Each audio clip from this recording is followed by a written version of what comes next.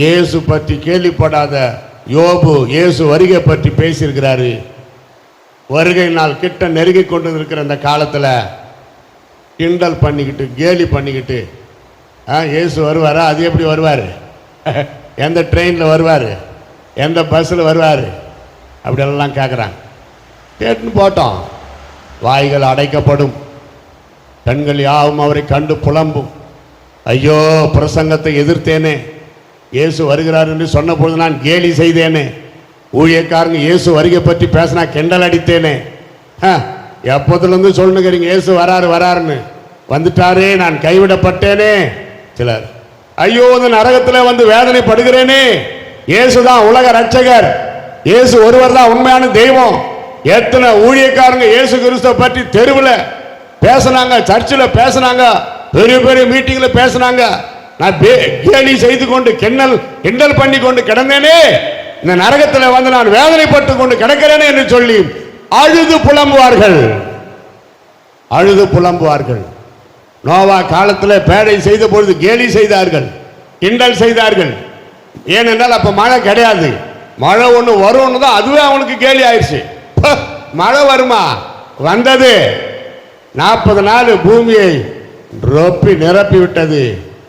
நோவா அவருடைய மனைவி 3 பையனுங்க, அந்த 3 பையன்களுடைய மனைவி காப்பாற்றப்பட்டார்கள்.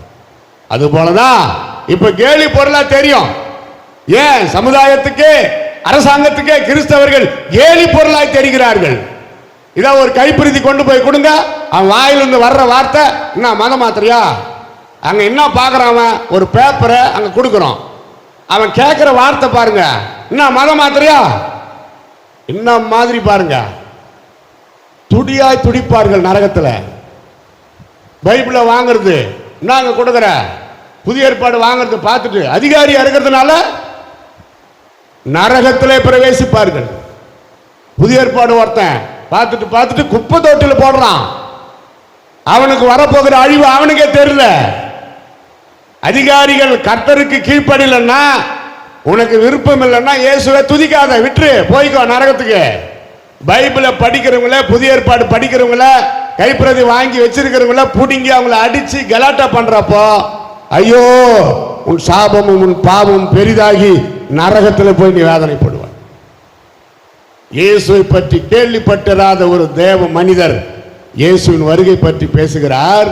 இயேசுவை பற்றி கேள்விப்பட்டு ஆனாலும் மனம் திரும்பாமல் இயேசு கிட்ட வராமல் ஜாதி பெருமை, பணப்பெருமை, குலப்பெருமை, கோத்திர பெருமை பேசிக்கொண்டு இயேசு கிட்ட வந்தாவே கீழ் ஜாதிக்காரன் என்று பொய் சொல்லி கொண்டு இயேசுவை பற்றி எங்கன்னா பேசினா மனமாத்துறாங்கன்னு அவங்கள பிடிச்சி ஜெயிலில் போட்டு அடித்து சித்திரவதை பண்ணுகிற மனிதர்களுக்கு ஐயோ, ஆபத்து, நரகாக்கினை.